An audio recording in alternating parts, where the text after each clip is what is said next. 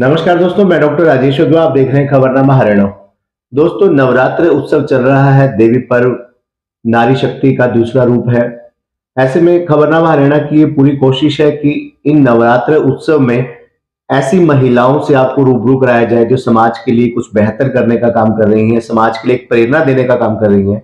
जहां नवरात्र के पहले दिन हमने आपको नेहा कंसल से रूबरू कराया, जो बहुत पढ़ी लिखी हैं, जो MBA हैं, UGC की परीक्षा पास कर चुकी हैं और भी काफी कुछ किया, लेकिन उन्होंने पढ़ाई के बाद लेक्चरर बनने के बजाय अपने शौक को रोजगार का साधन बनाया और आज अंतर्राष्ट्रीय स्तर पर मेकअप आर्टिस्ट के रूप में ख्याति अर्जित कर चुकी हैं। नवरात्रि के दूसरे दिन हमने आपको रजवंत कौर से परिचित कराया, जो शुभकर्मन चैरिटेबल ट्रस्ट चला रही हैं।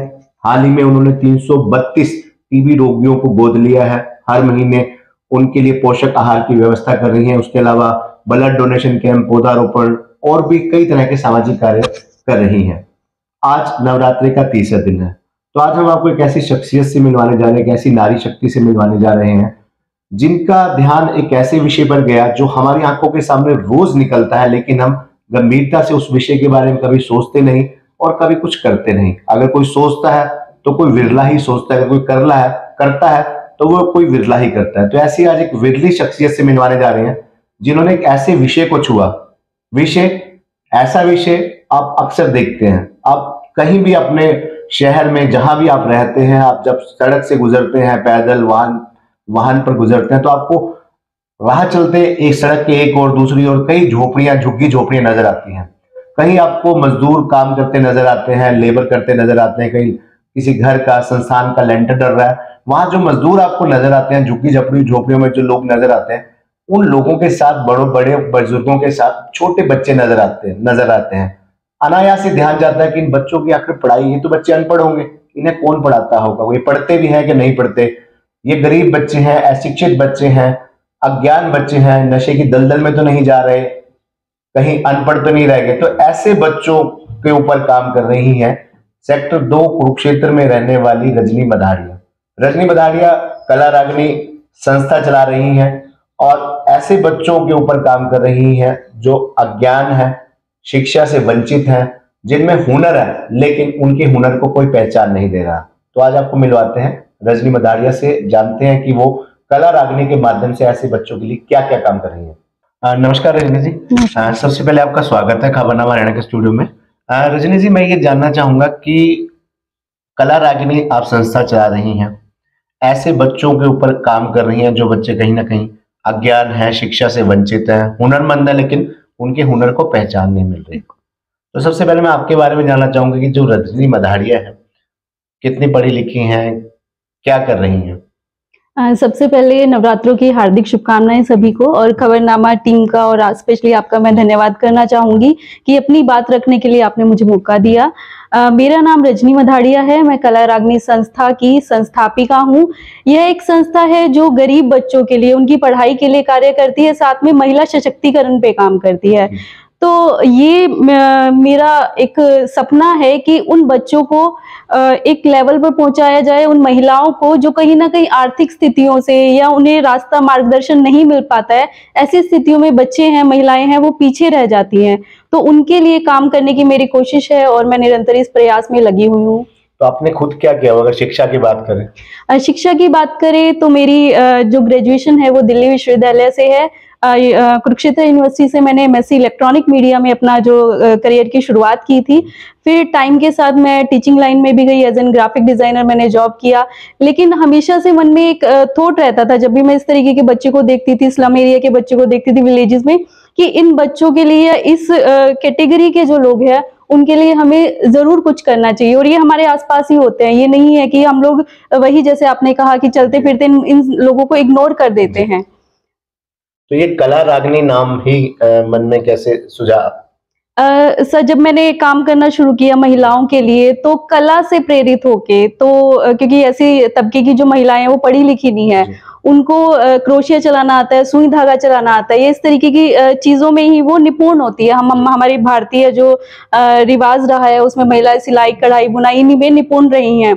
तो शिक्षा ना होने की वजह से लगा कि उनकी कला को आगे लाना चाहिए ताकि लोग उन्हें पहचानना शुरू करें। तो आप किस प्रकार के बच्चों को फोकस करते हैं, जैसे जो गरीब है, आर्थिक रूप से कमजोर है, मतलब शिक्षा के क्षेत्र में और उनकी कला को निखारने के लिए किस प्रकार से कार्य करती है कला रागनी?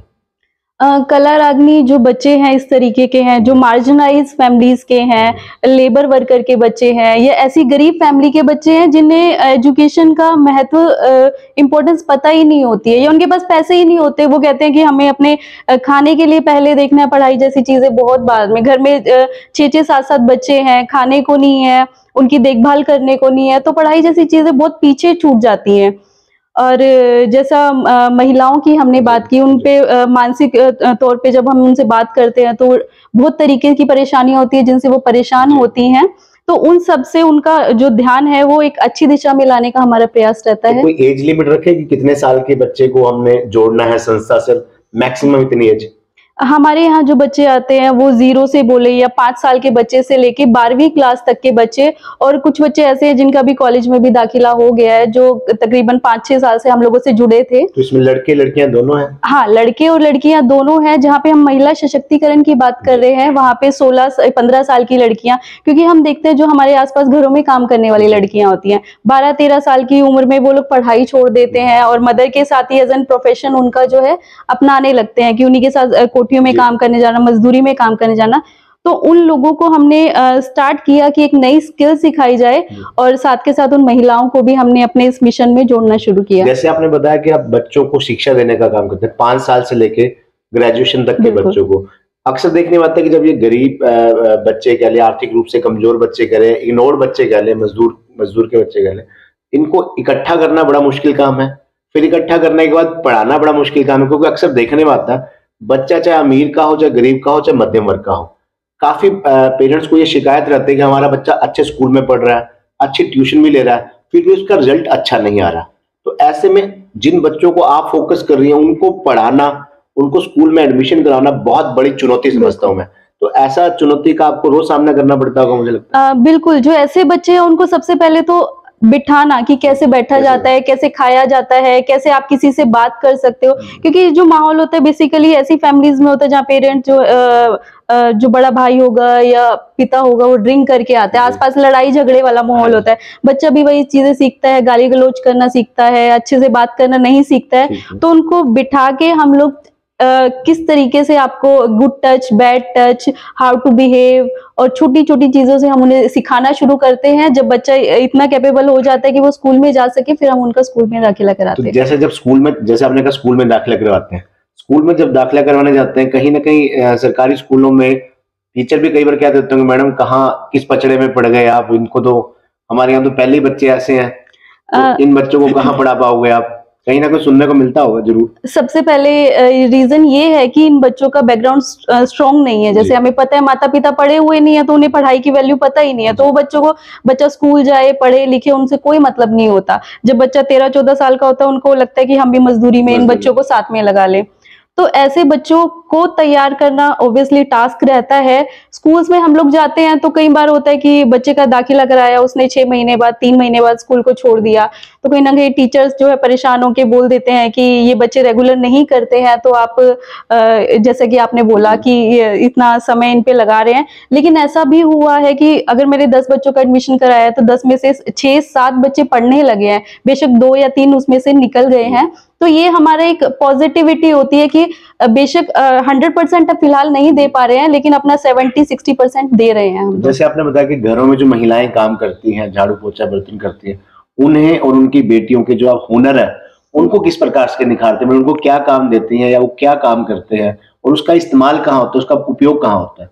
हम जो है उनसे, जैसे मैंने बताया, स्मोकिंग कुशंस, एक कढ़ाई बुनाई से रिलेटेड चीजें रहती हैं, होम डेकोर से साज सजावट का सामान रहता है, पेंटिंग्स बनाना, हाथ से बने रबड़ बैंड्स बनाना, कुशंस बनाना, इस तरीके की चीजें उनको सिखाते हैं पहले। बिल्कुल। फिर जब वो बनाते हैं तो वो उसको यूज कहाँ करते हैं, मतलब बेचते हैं कहीं मार्केट में क्या करते हैं उसका? अभी क्या है कि हमारे जो प्रोडक्ट हैं ऑल ओवर इंडिया, महाराष्ट्र से लेके इंदौर से लेके दिल्ली, नोएडा, एनसीआर सब जगह हमारे प्रोडक्ट जाते हैं और यही कोशिश है कि इसे लार्ज स्केल पर और हम बढ़ा सकें। और जहाँ पे भी मौका मिलता है एनसीआर में स्टॉल लगाने का या फिर यहाँ पर भी, तो हम कोशिश करते हैं स्टॉल लगा के अपने प्रोडक्ट्स को सेल करें ताकि ज्यादा लेडीज को कनेक्ट कर सकें। मान सकें। सकते हैं उन बच्चों को शिक्षित करने के साथ साथ उन महिलाओं का रोजगार के साधन भी उपलब्ध करा रही हैं। बिल्कुल बिल्कुल। तो जैसे रजनी जी, अब पीछे काफी बुरा दौर भी गुजरा। अगर हम कुरुक्षेत्र की बात करें, अगर कोरोना की बात करें, तो पूरे देश दुनिया के लिए एक बुरा दौर था। उस कोरोना के टाइम में किस प्रकार से बच्चों को शिक्षा दी गई और उन महिलाओं की, उन बेटियों के हुनर को निखारा गया? ये सबसे बड़ा चैलेंज था। ये केवल हमारे लिए नहीं, पूरी दुनिया का चैलेंज था कि किस तरीके से जीवन को पटरी पर लाया जाए। और हमें जैसे पता है कि हमारे स्कूल्स, जो सरकारी स्कूल्स हैं या मैं सभी तरीके के जगह की बात करूं, एजुकेशन बहुत पीछे छूट गई थी। माइग्रेंट वर्कर्स हैं या नॉर्मल लोग हैं, एक जगह से छोड़ के दूसरी जगह भागने लगे थे। उनके पास रहने की जगह नहीं थी, खाने पीने की जगह नहीं थी और उस चीज से संभलने में ही उन्होंने 2 साल निकाल दिए थे। लेकिन उसी दौरान हमने इस चीज को पकड़ बनाई अपनी, उन बच्चों को कनेक्ट करके रखा अपने आप से ताकि वो पढ़ाई ना छोड़े। और इस दौरान हमने अपना स्कूल चलाया, मतलब मैं कह सकती हूँ कला रागनी जो है उसने एक स्कूल का रूप ले लिया था, जहाँ पे हमने हर बच्चे को ऑनलाइन से लेके, उनको मटेरियल प्रोवाइड कराने से लेके, उनका रिचार्ज कराने से लेके हर तरीके से उनको पढ़ाई से कनेक्ट रखा। और 10वीं क्लास के बच्चे थे, मतलब आप हम लोग मानते 12th और 10th क्लास के मार्क्स जो होते हैं वो हमेशा बच्चों के लिए बहुत जरूरी होते हैं। तो उस दौरान हमने उनका मॉरल सपोर्ट डाउन नहीं होने दिया, उनकी रेगुलर काउंसलिंग की और बच्चों को अपनी पकड़ में बनाए रखा था। कला रागनी के अंतर्गत लगभग कितने बच्चे इस समय शिक्षा ग्रहण कर रहे हैं और कितनी बेटियां ये अपने टैलेंट को निखार रही हैं? इतने जो ड्यूरेशन की बात करें 5 से 6 साल हो गए हैं, तो रेगुलरली बच्चे आ रहे हैं, जा रहे हैं। तो अभी करंट एज प्रेजेंट जो है हमारे पास 200 के लगभग बच्चे हैं। 200 के करीब बच्चे जो पढ़ भी रहे हैं और बेटियां ऐसी हैं जो अपने हुनर को निखार रही हैं। बिल्कुल बिल्कुल। तो इन बच्चों को कहाँ पे सिखाया जाता है और कहाँ पे पढ़ाया जाता है? ये हमारी संस्था है, ये सेक्टर 2 में है, कुरुक्षेत्र में। यहाँ पे जो हमारे पास स्पेस है वहाँ पे हम कोशिश करते हैं, वहीं पे सिखाते हैं, बच्चों को पढ़ाते हैं। तो सरकारी जगह है, कोई प्राइवेट जगह है? नहीं नहीं, सरकारी जगह नहीं है, ये खुद की प्राइवेट जगह है। जब पहले मैंने पार्क में पढ़ाना शुरू किया, फिर ओपन स्पेस में पढ़ाना शुरू किया, फिर मैं पर्सनली बताना चाहूंगी, मेरे पेरेंट्स ने देखा कि पॉजिटिव रिजल्ट आ रहा है, तो उन्होंने मतलब इस चीज में इतना एग्री किया कि मैं अपने घर में, हमारा फर्स्ट फ्लोर था और टेरेस था, तो सब हम लोगों ने खाली करा दिया कि नहीं, बच्चे आ रहे हैं कि उनके लिए कुछ करें। तो अभी वहीं पर ही स्पेस है, मेरे घर का फर्स्ट फ्लोर खाली है, तो हम वहां पे पढ़ाते हैं बच्चों को। जैसे आपने बड़ी अच्छी बात कही कि पेरेंट्स का सपोर्ट मिला, तो सपोर्ट जब मिलता है तो ताकत बढ़ जाती है। तो कहीं लगता है जैसे आपने अपने घर में ही इन बच्चों को पढ़ाना शुरू किया, बेटियों की कला को निखारना शुरू किया, तो कहीं पास पड़ोस में लोगों को भी दिक्कत हो जाती है ना, कहीं बच्चे शोर भी करते होंगे, जब आप पढ़ाते होंगे तो आवाज आस पड़ोस में भी जाती होगी। तो पड़ोसियों का रवैया कैसा था पास पड़ोस में रहने वाले लोगों को, और अब कैसा रवैया है? स्टार्टिंग की बात करें तो कहीं ना कहीं ये स्ट्रगल जो होता है वो आपको इंडिविजुअली, बीइंग अ गर्ल, आपके लिए थोड़ा सा मुश्किल होता है कि आपको अकेले ही स्टेप लेना पड़ता है। और ये बहुत ही पेशेंस का काम है, ये नहीं है कि 1 साल में 2 साल में आपको रिजल्ट मिलेगा। बच्चों के साथ भी आपको टाइम लग जाए, तो आप खुद को इतना स्ट्रांग होना पड़ता है कि जिस काम में आपको पता है, चाहे वो 10 साल बाद है, आपके बच्चे आपको रिजल्ट देंगे, आपकी फीमेल्स की लाइफ चेंज हो रही है, वो आपको पता है। तो इस चीज में स्टार्टिंग में आपको सपोर्ट नहीं करते हैं, चाहे आपके मैं बोलूंगी घर पे भी होता है, वो समझते नहीं हो, हाँ वो समझ नहीं पाते हैं आपका मेन मोटिव क्या है, मिशन क्या है, पॉजिटिविटी क्या है। आस पड़ोस में भी स्टार्टिंग में लगा कि लोग उस चीज को, मतलब जैसे बताया कि इग्नोर कर रहे हैं, आ रहे हैं, जा रहे हैं, पढ़ रहे हैं। लेकिन अभी धीरे धीरे क्या है कि आसपास के लोग हैं, बच्चों के लिए लगता है कि अब अच्छा काम कर रहे हैं, समाज के लिए कर रहे हैं, तो लोग जुड़ने लगे। तो रजनी जी, जैसे आपने कहा कि मेन हम उन बच्चों को फोकस करते हैं जो आर्थिक रूप से कमजोर हैं, अज्ञान बच्चे हैं, तो कहीं लगता नहीं कि ये अज्ञान बच्चे जो हैं, शिक्षा से वंचित बच्चे जो हैं, कहीं ना कहीं नशों के दलदल में फंसते जा रहे हैं? कई बार हम देखते हैं खाली ग्राउंड में, प्लाटों में, सुनसान जगहों पर ऐसे छोटे छोटे बच्चे, गरीब बच्चे भी जो है, हाथों में कूड़ा बीनने वाले बच्चे भी कहीं कुछ नशा करते नजर आते हैं। बिल्कुल, इस दिशा में भी कोई काम कर रही है संस्था? बिल्कुल, हम जैसे मैंने बताया, बच्चों के लिए, फीमेल्स के लिए अवेयरनेस कैंप हमारे रेगुलर लगते रहते हैं। और ये नशे की प्रॉब्लम आज के टाइम में बहुत ज्यादा हो रही है। बच्चे को अगर आप एक पाथ नहीं देंगे, मार्गदर्शन नहीं देंगे, तो उसके पास कुछ करने को नहीं होगा, और ना घर वाले, जैसे मैंने बताया कि समझाने वाले हैं, तो वो ऑब्वियसली उसी पाथ पे जाएगा। बच्चों को शिक्षा की उपयोगिता के बारे में बताया जा रहा है, नशे के दुष्प्रभावों के बारे में बताया जा रहा है। बिल्कुल बिल्कुल, जीवन से जुड़ी, मैंने कहा जैसे काउंसलिंग काउंसलिंग होती है, उनकी रेगुलर गाइडलाइंस होती है, मानसिक तौर पे उनको कोई भी दिक्कत है उसका सोल्यूशन किया जाता है। तो इन जितनी भी ये बुराइयां हैं इनसे भी बचाने का हमारा पूरा प्रयास आंकड़ा रहता आपके है। पास है कि अब तक इन पिछले 5-6 सालों में कला रागनी संस्था कितने बच्चों का भविष्य संवार चुकी है या शिक्षा की धारा से, रोजगार की धारा से उन्हें जोड़ चुकी है? बिल्कुल, ये जो हमारा बच्चों की कनेक्टिविटी का देखें तो ये 1000 से प्लस बच्चे हो चुके हैं, जिनको हम ऑनलाइन से लेके ऑफलाइन दोनों तरीके से हम लोग पढ़ाते हैं, और कोशिश रहती है कि ज्यादा से ज्यादा लोग कनेक्ट हो जाएं। तो जैसे हम बात करें कि जो काम आप कर रही हैं, संस्था चला रही है, तो आपकी संस्था को सरकार की तरफ से कोई योगदान मिलता है? नहीं, अभी तक तो सरकार की तरफ से या किसी भी तरीके से कोई हमारा योगदान नहीं रहा है, बट उम्मीद है कि आगे जो है, क्योंकि ये मिशन अभी बढ़ता जा रहा है और बढ़ने जाने के लिए रिसोर्सेज भी हमें ज्यादा और चाहिए। शहर में जैसे बहुत सी धार्मिक सामाजिक संस्थाएं भी हैं जो लगातार कोई ऐसे प्रोजेक्ट करती रहती हैं, गरीब बच्चों की मदद करती हैं, बच्चों को अडॉप्ट भी करती हैं, उनकी फीस भी पे करती हैं, स्टेशनरी बांटती हैं, बैग बांटती हैं। जिस प्रकार से आप शिक्षा से जोड़ रही हैं बच्चों को, ऐसे बच्चों की मुझे लगता है जरूरतें यही होती होंगी, स्टेशनरी चाहिए, बिल्कुल, बैग बिल्कुल, चाहिए, बिल्कुल, बिल्कुल। कॉपी पेन चाहिए, या जो बच्चे बेटियां जो कला जिनकी हुनर निखार रहे हैं उनके लिए रॉ मटेरियल चाहिए, तो कोई संस्था मदद करने के लिए आगे आई है अब तक? नहीं, अभी तक संस्था तो नहीं आई है। जैसे मैंने बताया, आस पड़ोस से लोग Individual कपड़े जो है, दे जाते हैं, जिन हमारे लोगों को पता है है, फ्रेंड सर्कल है, स्टेशनरी हम लोग प्रोवाइड करते हैं। तो जैसे उस तरीके गीता से जयंती हर वर्ष कुरुक्षेत्र में अंतर्राष्ट्रीय गीता जयंती महोत्सव भी मनाया जाता है, जी। तो ऐसे प्लेटफॉर्म पर कला रागनी संस्था को जाने का मौका मिला है, ताकि जो बेटियां, जिन बेटियों को आप सिखा रही हैं, उनके हुनर को निखार रही है, उनका हुनर उस अंतर्राष्ट्रीय गीता महोत्सव में आने वाले लाखों लोगों को भी पता लग सके। बिल्कुल, अभी जो पिछली बार की गीता जयंती थी हमें मौका मिला था, लेकिन उसमें अभी तक इतनी सक्सेसफुल हासिल नहीं हुई है। उम्मीद है इस बार हम कुछ अच्छा कर पाएंगे। तो रजनी जी, अंत में मैं आपसे जानना चाहूंगा कि खबरनामा हरियाणा के जो दर्शक इस खबर को देख रहे हैं, जिन्हें कला रागनी के बारे में, रजनी मधाड़िया के बारे में जानकारी मिल रही है, उस जनता को आप क्या अपील करना चाहेंगे, मैसेज देना चाहेंगे? मैं सभी से ये अपील करना चाहूंगी, हम सब समाज में रहते हैं, तो समाज में रहने की जिम्मेदारी हम सबकी है, किसी एक व्यक्ति की नहीं है, किसी दो व्यक्ति की नहीं है। अगर हम समाज में रह रहे हैं, समाज से इतना कुछ ले रहे हैं, तो बदले में समाज को देना हमारी रिस्पॉन्सिबिलिटी है, और लोग कहीं ना कहीं उससे पीछे हटते जाते हैं। जैसे मैंने या अवेयरनेस की कमी बोल दो, या जो लोग रजनी मधाड़िया से, कला रागनी संस्था से जुड़ना चाहते हैं, कला रागनी के माध्यम से ऐसे बच्चों की, ऐसी बेटियों की मदद करना चाहते हैं, किस प्रकार आपसे संपर्क कर सकते हैं? कोई फोन नंबर, कोई एड्रेस? बिल्कुल बिल्कुल, मैं अपना फोन नंबर है, मैं मेंशन आपसे रिक्वेस्ट करूंगी, आप मेंशन कर दीजिएगा। और किसी भी तरीके से यदि वो बच्चों के पढ़ाना चाहें, कुछ अवेयरनेस कैंप करना चाहें, या बच्चों के लिए स्टेशनरी से लेके या महिलाओं के लिए कुछ कार्यक्रम अरेंज करना चाहें, या बच्चों को न्यूट्रिशन की बहुत कमी होती है। अब जैसे हम बात कर रहे हैं कि नवरात्रे चल रहे हैं, तो मेरा यही कहना है कि हम उस नवरात्रि को 365 दिन क्यों नहीं बना सकते? न्यूट्रिशन बच्चों का ऐसे ही चला जाएगा। हम 9वें दिन जो है रेगुलर पता नहीं कितने घरों से सेम बच्चों को ऐसे खाना खिलाना, हाँ, मैं उस चीज की बहुत रिस्पेक्ट करती हूँ, बट मैं चाहती हूँ वो जो फेस्टिवल हम एक दिन बनाते हैं वो 365 दिन बनाए। बेटियों का, नारी का सम्मान साल भर होना चाहिए, साल भर होना चाहिए। बिल्कुल बिल्कुल, साल भर। बातचीत करने के लिए धन्यवाद रजनी जी।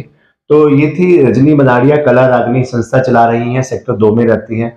जैसा कि आपने देखा और सुना कि रजनी किस प्रकार से उन अज्ञान, उन अशिक्षित, उन आर्थिक रूप से कमजोर बच्चों के लिए शिक्षा की अलख जगा रही हैं, जो बच्चे शिक्षा से कहीं ना कहीं किसी कारणवश वंचित हो गए थे, क्योंकि उनके माता पिता मजदूरी करते हैं, कूड़ा बीनते हैं, माताएं घरों में झाड़ू पोछे बर्तन का काम करती है। ऐसे अभिभावकों के बच्चों को शिक्षा से जोड़ने का काम कर रही हैं, नशों से दूर करने के लिए उन्हें जागरूक कर रही हैं, गुड टच बैड टच के बारे में उन्हें अवगत करा रही हैं, और उन बेटियों के हुनर को निखार कर उन्हें रोजगार के साधन भी उपलब्ध करवा रही हैं। पिछले 5-6 सालों में लगभग 1000 बच्चों को, बेटियों को, बेटों को शिक्षा और उनके हुनर को निखार चुकी हैं। तो ऐसे में कहीं ना कहीं मुझे लगता है कि कला रागनी संस्था के साथ उन तमाम संस्थाओं को भी जुड़ना चाहिए, उन तमाम बुद्धिजीवियों को, उन समाज सेवियों को भी जुड़ना चाहिए जो प्रत्यक्ष और अप्रत्यक्ष रूप से समाज सेवा के कार्यों में लगे रहते हैं, ऐसे बच्चों के लिए अच्छे काम कर रहे हैं, उन्हें शिक्षा से जोड़ने का काम कर रहे हैं। तो मुझे लगता है कला रागनी को भी खुलकर समर्थन करना चाहिए, उन्हें सहयोग करना चाहिए, ताकि रजनी जो काम कर रही हैं उस काम को और अच्छे ढंग से कर सके और बेहतर ढंग से कर सके। धन्यवाद।